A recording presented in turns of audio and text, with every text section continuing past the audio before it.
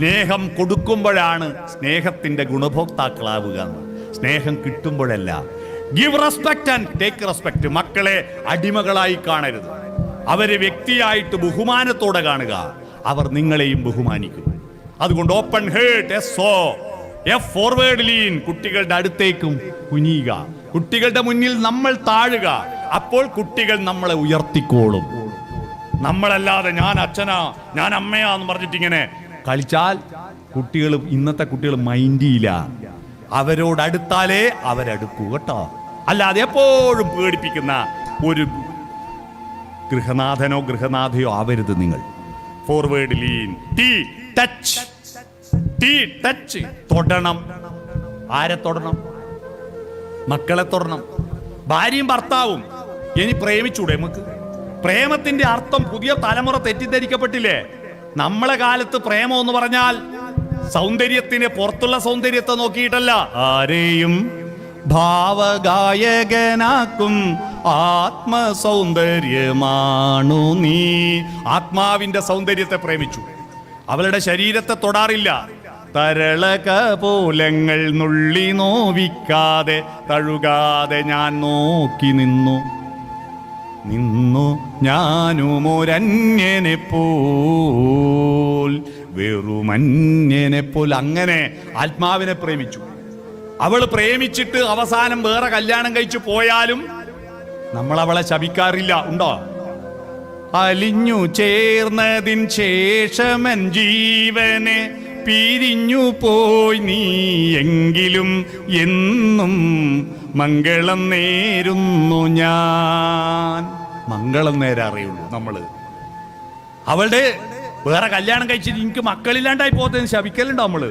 ഇല്ല. ആ പുണ്യദാമ്പത്യവർണ്ണവല്ലരിയിൽ ആനന്ദമുകുളങ്ങൾ ജനിക്കട്ടെ ജനിക്കട്ടെ എന്ന് പാടിയവരാ നമ്മൾ. എന്നാ ഇന്ന് കാമുകനും കാമുകിയും തമ്മിൽ ആത്മാവ് വേണ്ട, ശരീരം മതി. അർദ്ധരാത്രിക്ക് വേണ്ടിയാ കല്യാണം കഴിച്ച്, ഒരാഴ്ച കഴിഞ്ഞപ്പോ നീ പോടുന്ന് പറയും. അർദ്ധരാത്രിക്ക് ശരീരം മതി. അതുകൊണ്ടാണ് ആ ശരീരം വിട്ടുപോകുമ്പോ ആ ശരീരത്തെ നശിപ്പിക്കാൻ കാമുകി കഷായ കുപ്പിയും കൊണ്ട് കാത്തു നിൽക്കുന്നു കാമുകനെ. കാമുകൻ കത്തിയും എടുത്തിട്ട് പോകുന്നു അല്ലേ? കത്തിയും എടുത്തിട്ട്. എന്റെ നാട്ടുകാരൻ ചെക്കനാ വള്ളിയായി പോയിട്ട് കത്തിയും എടുത്തിട്ട് കാമുകിയെ കൊന്നത്. എന്തുകൊണ്ടാ? ശരീരവും തമ്മിലുള്ള ചേർച്ച ആത്മാക്കൾ ചേരുന്നതാണ്. വിവാഹത്തിന് താലി കെട്ടുന്നത് എന്തിനാ? താലി ഒരു പ്രതീകമാ. താലി ആലിലത്താലിയല്ല, ഹൃദയത്താലിയാണ്. ഹൃദയത്തിന്റെ ഷേപ്പിലാണ് താലി. ഭർത്താവിന്റെ ഹൃദയം ഭാര്യയുടെ ഹൃദയത്തോട് ചേർത്ത് വെക്കുന്നു. ഹൃദയം പറിച്ച് ചേർത്ത് വെക്കാൻ പറ്റാത്ത കൊണ്ട് അത് പ്രതീകമാക്കിയിട്ട് ഒരു സ്വർണത്തിന്റെ താലിയാക്കിയിട്ട് ഇവിടെ ഫെവിക്കോൾ കൊണ്ട് ഒട്ടാത്ത കൊണ്ടാണ് നൂലുമ കെട്ടിക്കകത്ത് കെട്ടുന്നത്. ഇതിന്റെ അർത്ഥം അറിയാത്ത പൊട്ടന്മാര് ഇല്ലാത്ത ലോണും കടവും വാങ്ങിയിട്ട് വലിയ പൈസേന്റെ മാല വാങ്ങിയിട്ട് താലി കെട്ടു. ഭൂരിപക്ഷം മലയാളികളുടെ ഭർത്താക്കന്മാരുടെ ഹൃദയവും ഭാര്യന്റെ ഹൃദയത്തിന്റെ നേരെയല്ല കൊടൽമല ഉള്ളത്. മനസ്സിലായോ? താലി എവിടെയാ നിൽക്കണ്ടേ? ഇവിടെ ഹൃദയത്തിന്റെ നേരെ നിൽക്കണം. ഹൃദയത്തോട് ചേർത്ത് വെക്കല. അതിന്റെ അർത്ഥം അറിയാത്ത കൊണ്ടാ കൊടൽമേൽ നിൽക്കുന്നത് താലി. മനസ്സിലായോ? ഇന്ന് പോയിട്ട് കട്ട് ചെയ്തോ. മനസ്സിലായില്ലേ? ഹൃദയവും ചേരണം. ടച്ച്, ചേർന്ന് പിടിക്കും. നിങ്ങൾ ഭാര്യയും ഭർത്താവും ഒന്ന് അടുത്തിരുന്നിട്ട് കൈകൾ കോർത്ത് പിടിച്ചാലെന്താ? ഒന്ന് ചുമലിൽ കൈവച്ചാലെന്താ? ഐ ലവ് യു പറഞ്ഞാലെന്താ? ഭാര്യയും ഭർത്താവും ഐ ലവ് യു പറയാത്ത ഒരു ജനതയാ മലയാളികൾ. കല്യാണം വരെ 100 പ്രാവശ്യം ഐ ലവ് യു അയക്കും. കല്യാണം കഴിഞ്ഞാൽ ഒരു തവണ ഐ ലവ് യു പറഞ്ഞു. നിങ്ങൾ പറഞ്ഞനാ പോരാ, പറഞ്ഞാലെന്താ? മക്കള് കേട്ടാൽ അവർക്ക് സന്തോഷാ. അച്ഛൻ അമ്മയോടും അമ്മ അച്ഛനോടും ഐ ലവ് യു പറയുന്ന കണ്ട മക്കൾക്ക് നല്ല സ്വഭാവമായിരിക്കും. അച്ഛനും അമ്മയും പ്രേമിക്കുന്നത് കണ്ട മക്കളുടെ സ്വഭാവം മനഃശാസ്ത്രജ്ഞന്മാർ പറയുന്നത് അവർ നല്ല സ്വഭാവമുള്ളവരായിരിക്കും. അച്ഛനും അമ്മയും കലഹം ചെയ്യുന്ന, എപ്പോഴും കീരിമൂർക്കന് ആയിട്ടുള്ള ജീവിക്കുന്ന കുടുംബത്തിലെ കുട്ടികളാണ് സ്വഭാവ വൈകൃതം കാണിക്കുന്നത്. അതുകൊണ്ട് പ്രേമിക്ക്. ഞാൻ കഴിഞ്ഞ ദിവസം ഇതൊരു ക്ലാസ്സിലെടുത്തപ്പോൾ ഒരാൾ പറയാ, കല്യാണം കഴിഞ്ഞാൽ പിന്നെ ഐ ലവ് യു പറയാത്ത എന്താണെന്ന് അറിയോ സാറേ? എന്താ? ഇലക്ഷൻ കഴിഞ്ഞാൽ പിന്നെ എന്തിനാപ്പാ പ്രചരണം? അതുകൊണ്ടാണ്. ഇലക്ഷൻ കഴിഞ്ഞവരല്ലേ പ്രചരണം പോണ്ടു എന്നാണ്. ഇലക്ഷൻ കഴിഞ്ഞിട്ടില്ല.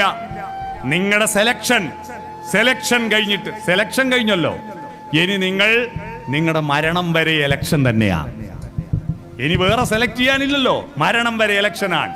അതുകൊണ്ട് ടച്ച്, SOFT, ടച്ച്, തൊടുക, ഹൃദയത്തിൽ തൊടുക, ചുമലൊന്ന് കൈവെക്കുക, ശരീരത്തിൽ തൊടുക, മനസ്സിലായോ? ടച്ച്. ഇരുട്ടത്ത് മാത്രമേ ടച്ച് ചെയ്യൂ എന്നുള്ള ഭാഷ പിടിക്കുന്ന ദമ്പതിമാരാണ് മലയാളികൾ. എന്ത് പൊട്ടന്മാരാ! വാതിലടച്ച് ഇരുട്ടത്ത് മാത്രമേ തൊടൂ, പകൽ വെളിച്ചത്ത് തൊടാൻ പാടില്ല എന്ന് ഏതെങ്കിലും കിതാബിൽ എഴുതി വെച്ചിനാ?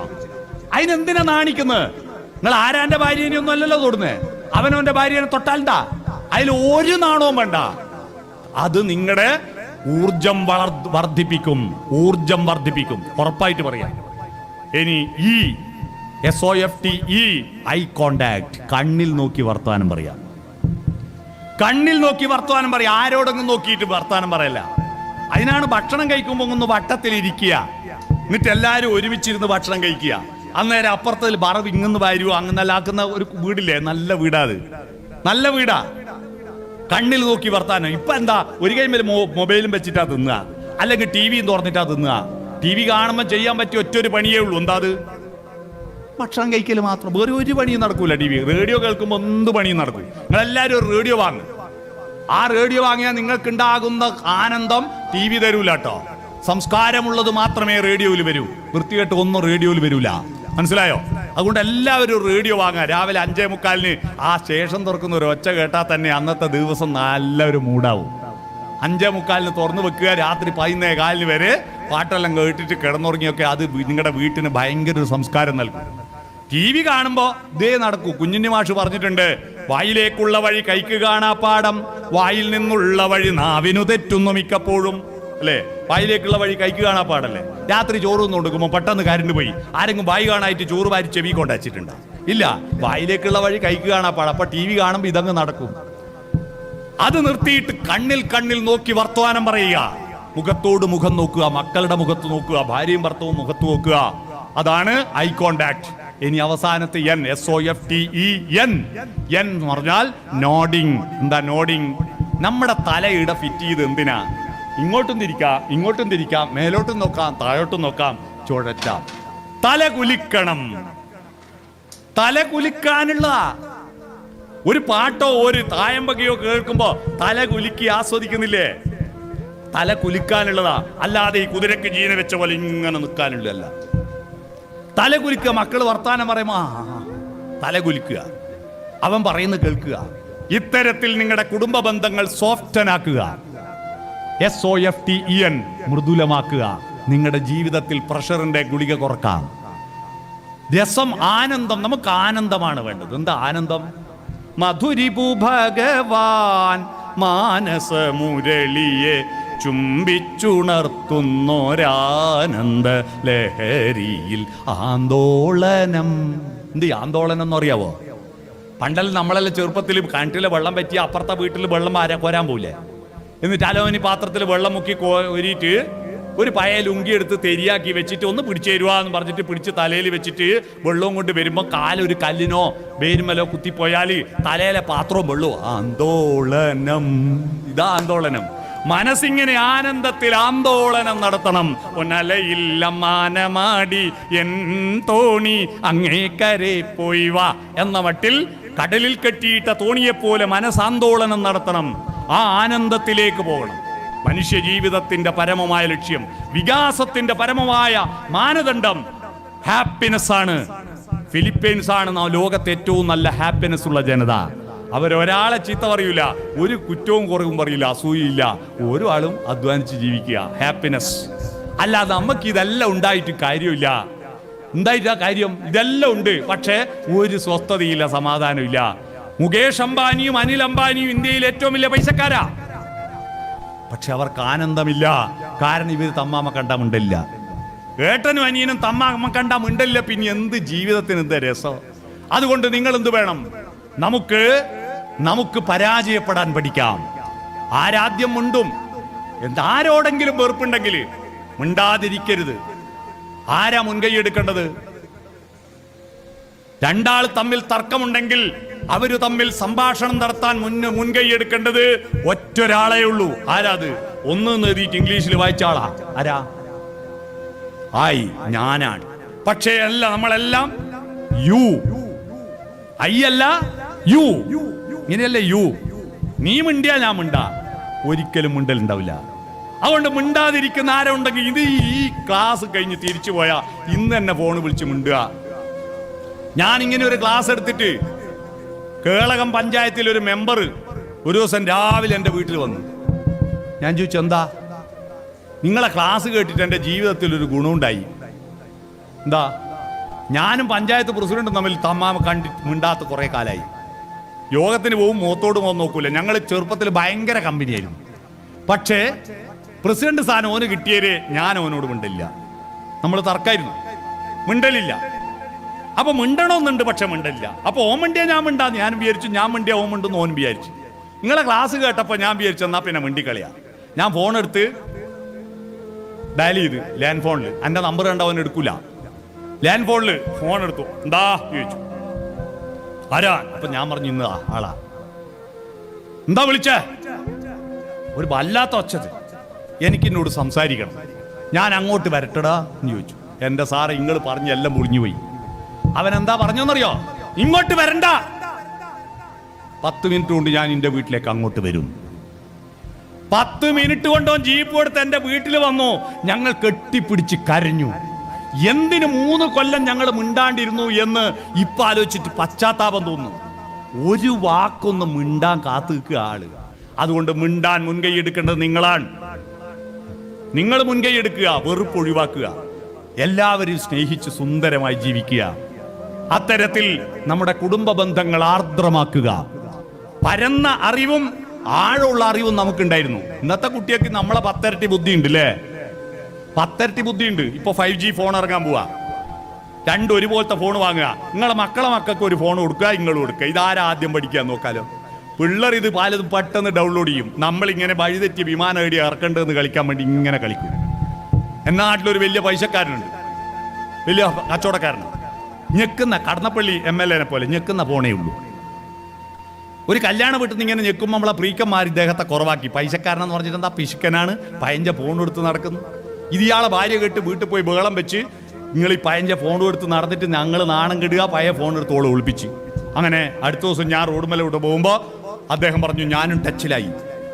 ടച്ച് ഒരാഴ്ച കഴിഞ്ഞപ്പോൾ ഇദ്ദേഹത്തിന്റെ ആവേശമെല്ലാം പോയി. എന്താ ബാലകൃഷ്ണേട്ടാ? ഒന്നും പറയണ്ട, പൈസയും കൊടുത്ത് കടിക്കുന്ന നായിനെ വാങ്ങിയ പോലെയാണ്. എന്താ അത്? ഈ രാഗത്ത് എന്തല്ലോ വരുന്നടോ. ഇത് ചെവിക്ക് തൊടുമ്പോൾ കട്ടായി പോവുക. ചിലപ്പോൾ ചെവിക്ക് ഇങ്ങനെ ഒരഞ്ഞു പോയിട്ടുണ്ട്, മേലെ നിന്നെന്തല്ലോ കീഞ്ഞു വരും. പിന്നെ എങ്ങനെ അതിനെ മടക്കി പറഞ്ഞേക്കേണ്ടത് തിരിയുന്നില്ല. പക്ഷെ ഇവർക്കൊരു ചെറിയ മോനുണ്ട്, പ്രജീഷ്, 3ാം ക്ലാസ്. ഇവന് ഒറ്റ ആഴ്ച കൊണ്ട് ഈ ഫോണിന്റെ എല്ലാ ഡീറ്റെയിലും പഠിച്ചു. ഞായറാഴ്ച അച്ഛനും മോനും ലീവാ.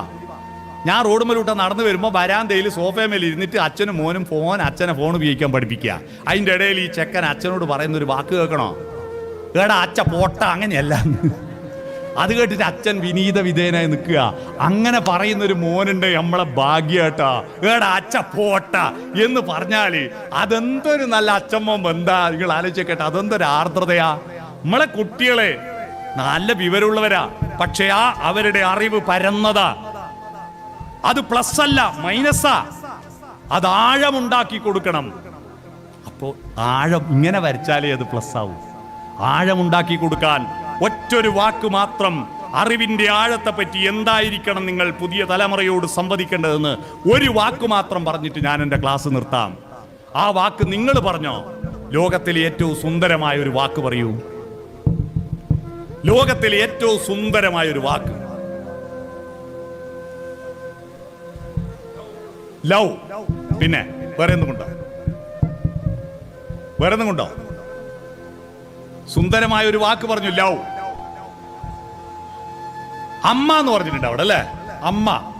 ഈ ലവ് അതിൽ പെട്ടു അല്ലേ? ലവ്, വാത്സല്യം എല്ലാം അമ്മയെ പെട്ടില്ലേ? അമ്മയാണ് ഏറ്റവും സുന്ദരമായ വാക്കെന്ന് അഭിപ്രായമുള്ള ആരുണ്ടെങ്കിൽ കൈയടിച്ചാട്ടെ. അപ്പൊ ഭൂരിപക്ഷം അമ്മക്കാ. അപ്പൊ അമ്മ വിജയിച്ച്. ആ അമ്മ എന്ന വാക്കിനെ നമുക്ക് പ്ലസ് ആക്കാം. പുതിയ തലമുറയോട് വാട്ട് ഈസ് അമ്മ എന്ന് ചോദിച്ചവൻ ഗൂഗിളിൽ തപ്പും.